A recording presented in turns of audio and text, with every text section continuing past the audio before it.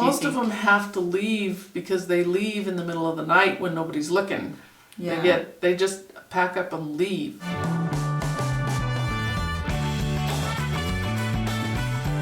Okay, so hello, welcome to today's podcast. This is a little different. Davey's not here. This is the first time I've done a podcast on my own, so be patient with me. But I have my mom with me today. My mom is a rock star, first of all.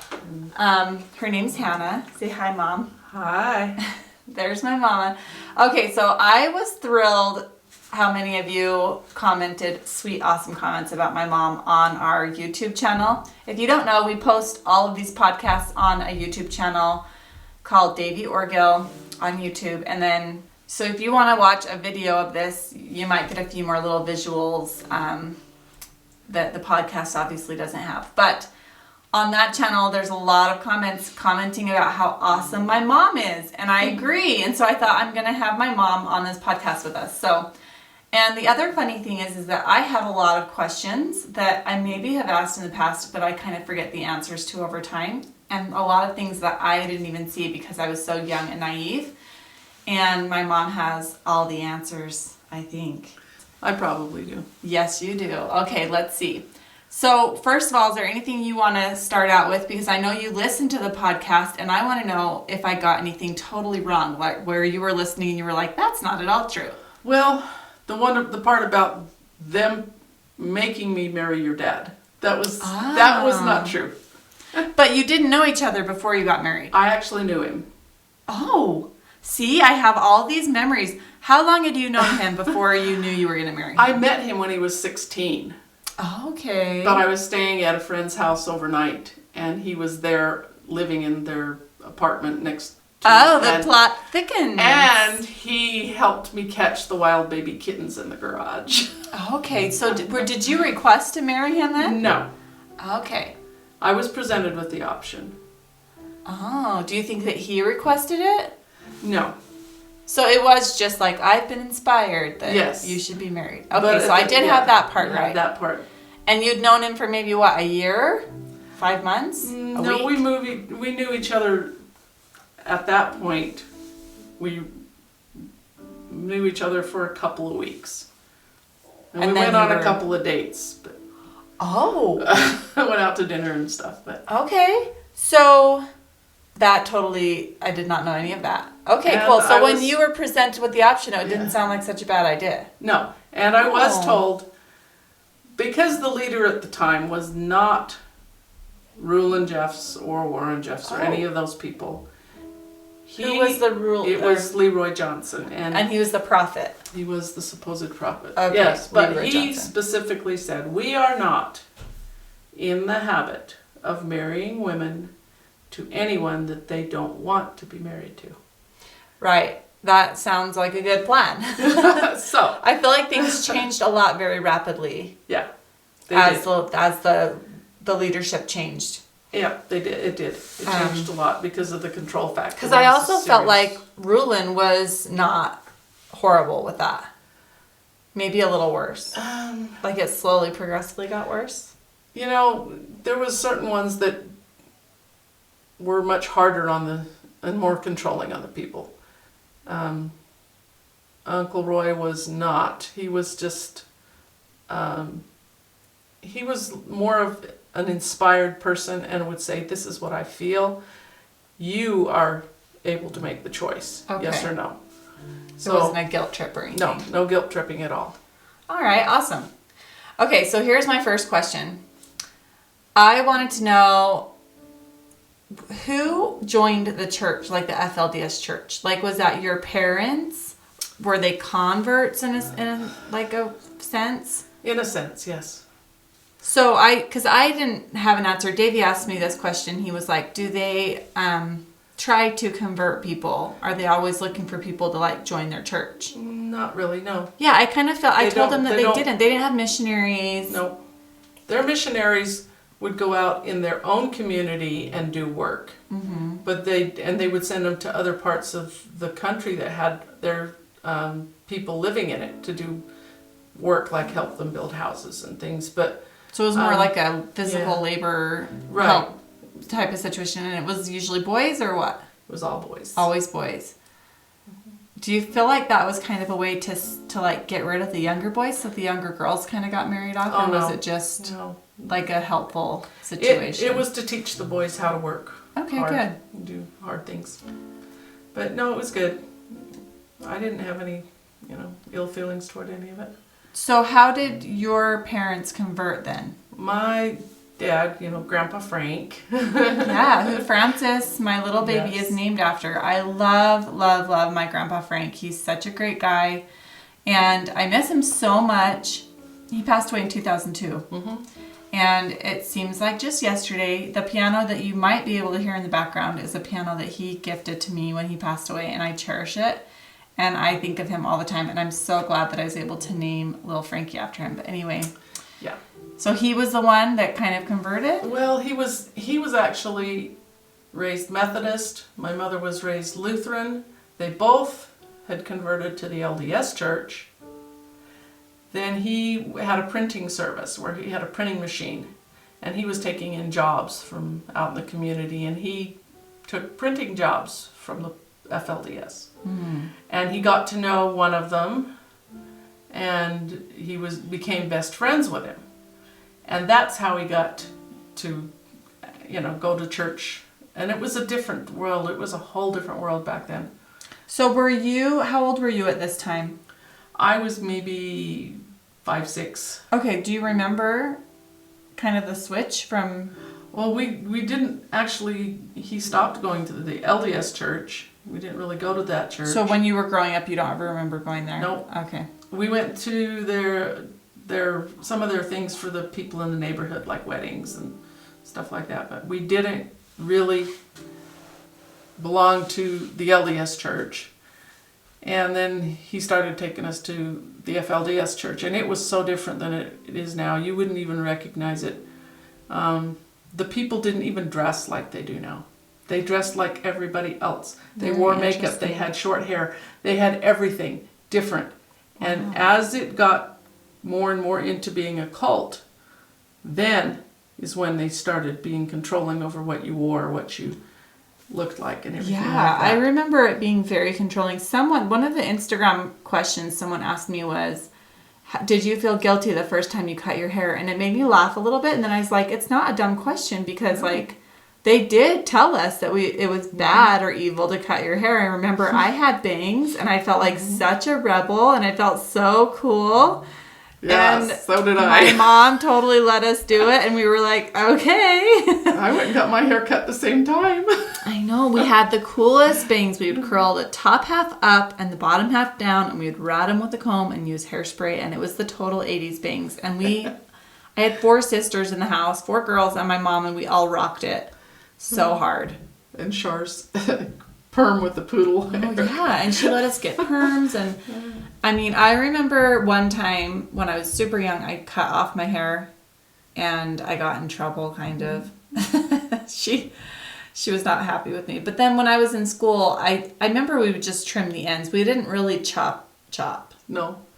So. And then when you fixed your hair to go to school, you always pinned it so that it looked like it was still long. It doesn't have big bangs and everything to go to school. Oh, I totally wore the big bangs to school, and I think that's why I kind of got labeled as a troublemaker.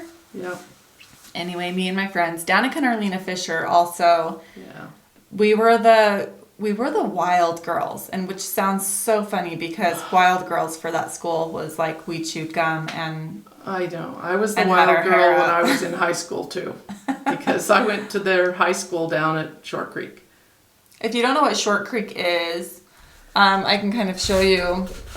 This is a little calendar my mom brought me. If you want to see this, you might have to go over to the YouTube channel and see, but it says Short Creek Historical Calendar, and it says Memories of 1953. And so you've been saving this for a long time. Tell me about what this is. This is a calendar. There was a raid where the government went in and raided the whole town and took all the children away from all the parents and took them all into Arizona and were trying to adopt them out to other people. They were going to break up the FLDS religion altogether. Now, so is Short Creek the same city now that they call Colorado City? Yes, that's the same as Colorado City. also known as Hilldale, Utah, because they're both on the state line. Okay. So yeah, this calendar, I got my hands on it. I can't even remember when, but I've kept it for a long time. So we'll show you some pictures from this, but so the government came in, took all of the children. That had to have been so horrifying for these people. I can't even imagine that happening to me. And they really started adopting them out. Yes. Did they get them back? They all got them back because they all went to court and fought it, and I think there was all but a couple of them that were brought back to their families. So I'm guessing something similar happened recently when Warren Jeffs was taken, right? That was in Texas. That was the Texas thing where they had to raid the compound, but that was for other reasons. Right. That's what I was just going to say. I was saying it sounds like the first time they did it, there wasn't actually underage marriage, illegal things happening. Right.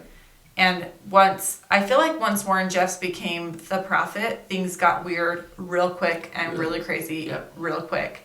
Now, if you have any stories that you can enlighten me on, I know I still have some aunts and uncles that are really involved in that community. But I don't really know the stories well enough to tell them. Yeah. And I don't know what would be crossing the line because they're all still alive and I don't really want to be gossiping about them. They're all still there. They're all out. They're not even Uncle Charles? Even Uncle Charles is out, but he does not talk to any of us. It's like he's still hiding from something. I don't know what. But that town has changed. It used to be 99.9% FLDS. With everybody having multiple wives. Now you've got maybe a 10%, and they have their own little compound behind walls, and they're the oddballs now. Mm-hmm. Everybody else is just like everybody else out here. They've changed. The whole town has changed. So the church has kind of fallen apart a little bit in that city. Where have they gone? Have they just moved, or? They're all still there. Do you know any of the a lot of people ask me about the story that just happened in Mexico. Yes. Do we know those people? There are several of those people who are very closely tied to the families in Colorado City. If you don't know what we're referring to, it's a really tragic story. It sounds like a drug cartel was in an area and these FLDS women and their children were traveling through this area. Yes. And they attacked them, they shot them, and killed the children and the women. Almost all of them were killed. There's 9 people. Yeah. And some of the younger, like a 12-year-old boy survived, right? Yeah, it's just a really sad story. Since then, over 100 families have left and come back. Because they don't feel safe anymore. So they are American citizens? Yes. Okay, so they can come back. I don't know if there's a way to help those people. I was feeling terrible about it, and I was like, I really wish I could reach out and help these people. There is. Do you know? There is a place called Holding Out Help, and it's a nonprofit that helps people coming out of polygamy to get away from it and to find homes and find lawyers and find doctors. And they're in Draper, Utah, and they have a fundraiser going on right now, in fact. And they're who we do a Christmas for every year. Yeah. We take a family and we do a Christmas for a family who's never had Christmas before. Yeah, and I was saying that I thought that was so weird. I don't know if you guys listened to the last podcast, but I don't remember if I even mentioned this actually. They did not celebrate Christmas or Halloween. I feel like we did do Thanksgiving. Is that a good memory? Or was it just our family? We did things that they didn't do. That's what I thought. And so, did they not celebrate any of the holidays? They celebrate Thanksgiving, but they believe that you should be that way, the Christian way of treating everybody and doing everything for everybody when they need it all year round, and they don't believe in celebrating. They call them pagan holidays. Right. So. And I know Halloween was super controversial. I remember when we would go trick-or-treating as a kid. You let us, and it was I never felt bad about it, but when I go to school and tell the stories to my friends, I would get lots of eyebrow raises. Yeah. And I'd have all the candy to prove that I'd gone trick-or-treating. Yeah. In my lunch. They don't understand that. It was kind of different that they didn't celebrate the holidays. So yeah, it's if these families are leaving, I could see how it would be super exciting to have your very first Christmas.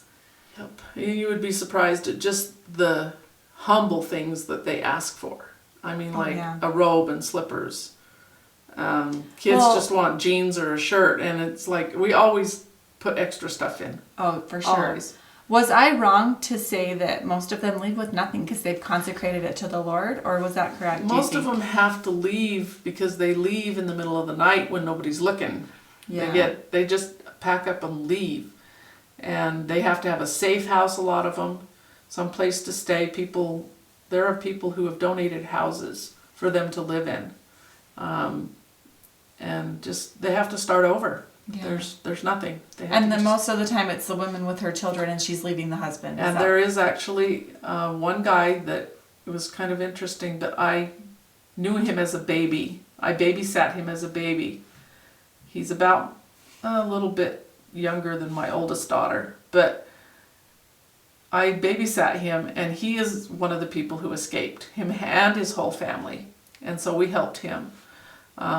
We bought his Christmas one year, so it was way fun. Awesome. So he had several wives. I don't know how many wives he had. I didn't even ask. I was going to say, because most that of the time might be that really doesn't hard happen. to leave. Yeah. I know that a couple of my friends' parents, I know of one specifically that there was one dad and two moms, and then the situation came up to where like the second wife was kind of like left, but he still took care of her. Like she lived on the property in a separate house, and he still took care of her, but they were basically and essentially divorced. So like things like that happen all the time. But I could imagine how scary it would be if your husband didn't want you to leave and didn't want you to take the kids and you had to get out. Yes. Very scary. Well, because then you need a lawyer, because then you have to get custody of the kids for him not to be able to come take them back. Right. And they have bigger lawyers, they think, than the people who are escaping. That's why they might be running out of money now. But. Yeah, but that's why holding out help helps them find someone to fight those battles for them. Awesome. Okay, so that's how you can help some of these people. That's awesome information. Holdingouthelp.org. Awesome. What else was I going to ask you? Oh, little note. Warren Jeffs and his brother Leroy were both born in Mexico, not in the USA. Oh. Little fact that I know. I don't know if it's popular. So would that make them not citizens, or because their parents were citizens they still are? Or? I have no idea what the laws are in Mexico. It would depend on what the laws are in Mexico. But that's a little fun fact that I know of. Wow. I feel like this is the Obama-Donald Trump fight all over again. Okay, well, not that. Actually, that was the Mitt Romney Obama fight. That was fun. You're not even an American citizen. Yeah, that's true. Well, I guess that doesn't matter with their situation, but any other crazy stories you want to tell me about Warren Jeffs? Because I only told the couple that I had, and then they were like... I don't know the whole thing about it, but he did some pretty creepy stuff with your brothers.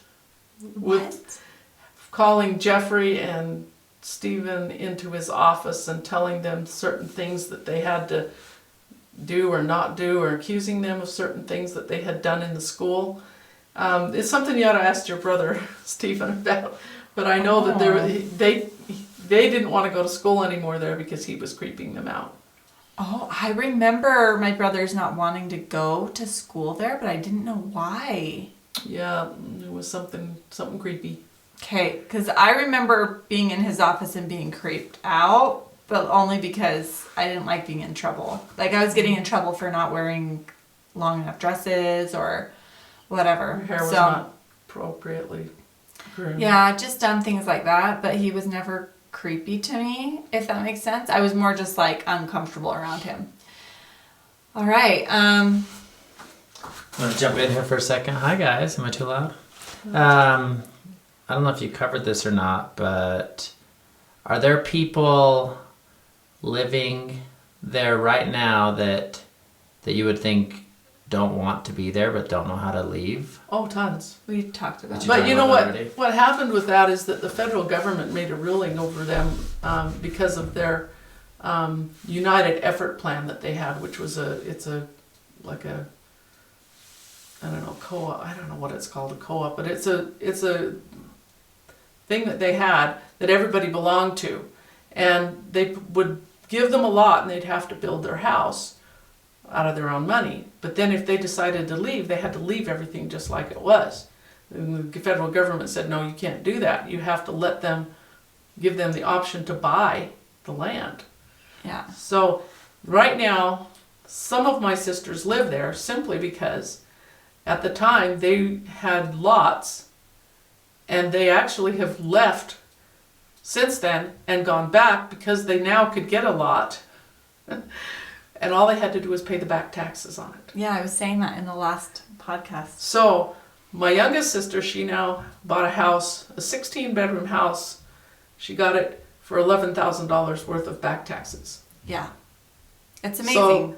Good for them. Yeah. So basically anybody who had been living there before and was entitled to a lot, they could go back and claim that lot and get whatever was on it for the taxes, because people stopped paying their taxes. That's all you had to do to keep the lot, was pay the taxes. Uh-huh.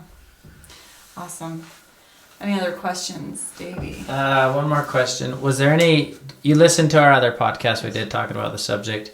Was there any information that we gave that wasn't true? That's the first question I asked. Oh, okay. You already covered all this. I covered that one. All right. The only thing I could think of was that I was forced to marry her dad. I wasn't really forced to marry I didn't know that. And on top of that, she had met him before they got married. A lot of this stuff I just didn't know. Yeah, that's stuff I haven't really told everybody because it wasn't really asked. Nobody asked. Anything else you want to talk about? Just that you can't judge the people down there based on the leader and the things that he did, because they were raised in it and they didn't know any better. Now they know better, and they're all of them seeing the light. They're seeing that, you know, they don't have to be afraid to go outside of that community, that the world is going to hurt them somehow, because that's what they were all told. They were all told that Right, I remember basically being told that. you can't deal with other people outside this community because they're gonna hurt you. They wanna just do bad things to you. I heard a lot of racist things growing up in that church too, and I always was like, whoa, like you didn't raise me that way. No. So I remember being really shocked a lot of the time when I heard that stuff. But I have a good question for you, Mom. This one's for you. How did you, because I know we're not of the same faith right now. I'm a member of the Church of Jesus Christ of Latter-day Saints, and you're a Christian, and you go to the Foursquare Adventure Church. Yes.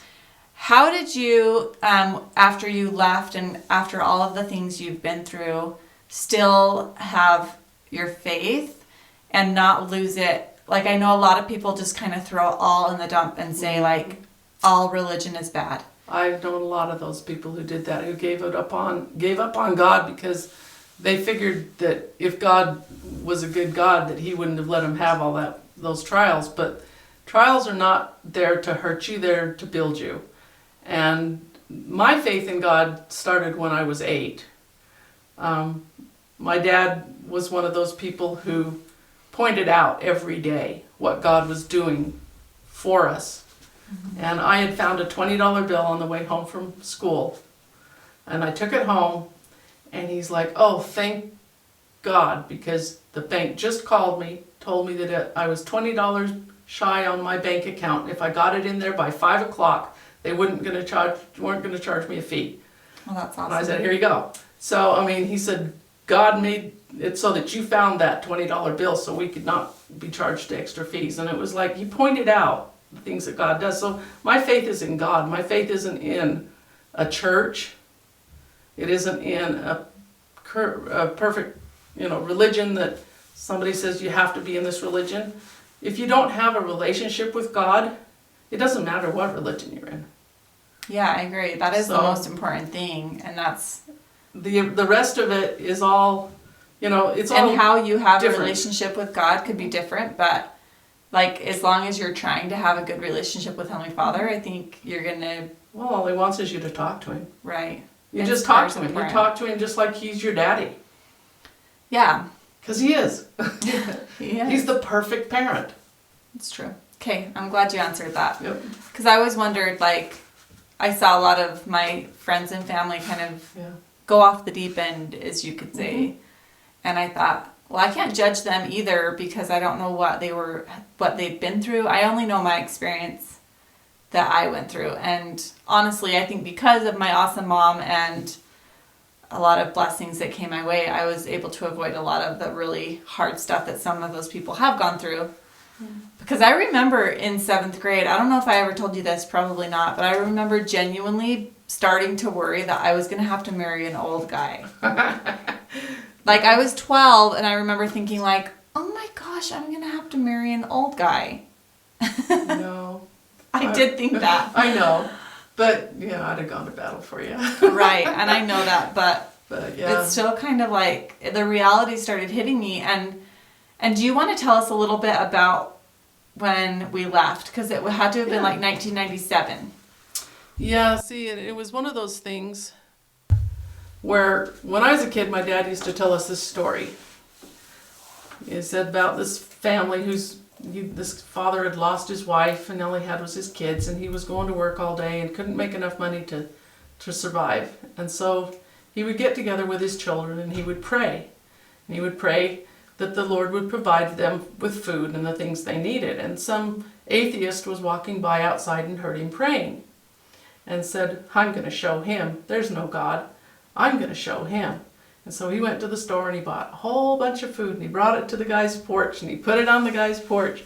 And then he knocked on the door and he said, see, there's no God. I'm the one doing it. And the father immediately took the kids together and they prayed and said, thank you, Lord, for the things you've provided for us, even though you sent the devil to deliver it.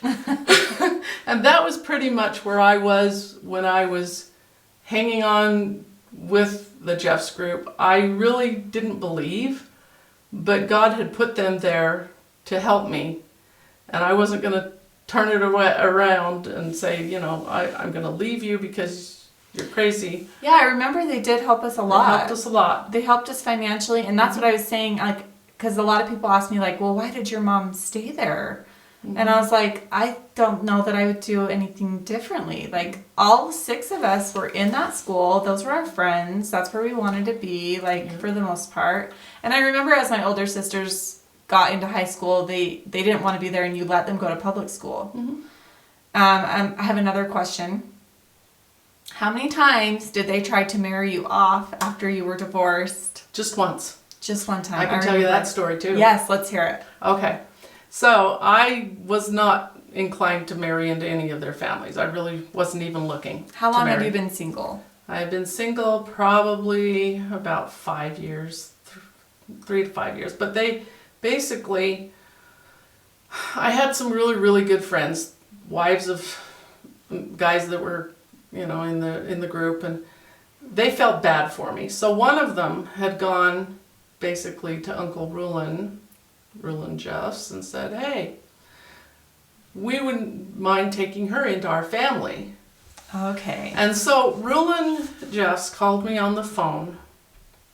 And usually this is something I never ever heard of them doing, was calling somebody on the phone and just telling them, we want to marry you off to so-and-so. But he said, I have somebody who we think you should be married to, and his name is so-and-so. And I said, well, I'm going to have to pray about that. I'll let you know. And I hung up the phone and I never talked to him again. Were you kind of like, did you really consider it, or were you just like, I went, absolutely no freaking way. I'm like, I know where this comes from. I know she meant well, but no freaking way. Yeah. And you never said anything to her? Nope. Okay. I still love her. I still see her off and on to this day. Their whole family is split up. Their family, with all this crap, all their families are split up. So we would have been in a bigger mess than we would have been in a bigger mess than we were already in. It was like jumping from the frying pan to the fire. I'm like, nope. Yeah, good choice. I was happy alone. If you have God, you don't need anybody else. Well, I feel like you were so busy with 6 kids and a job that you didn't have time to really do anything. But I really else wasn't anyway. looking because I knew I could trust God to take care of it. So. And then my mom did get remarried. She married my stepdad, George, and he's awesome. He's just a great guy. That's her oldest sister's fault. And that is because my oldest sister, I remember they set them up on a blind date. Yep, set us up on a And I remember you coming home and saying, he looks just like Kenny Rogers. Mm-hmm. And so, whenever we have a chance, we rub it in. It's all her fault. But I think I was in 9th grade before that ever happened. Probably. Maybe I was even in high school. Well, let's see. I think I was in 9th grade when you guys started dating, so you probably got married when I was in high school. Anyway. Good stuff. Is there anything else you want to say or talk about? No, I think we're good. All right.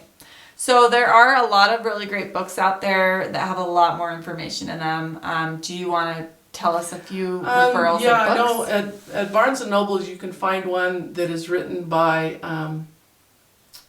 what's his name? Wallace Jeffs. He's one of Rulon Jeffs' sons, and I know him very well.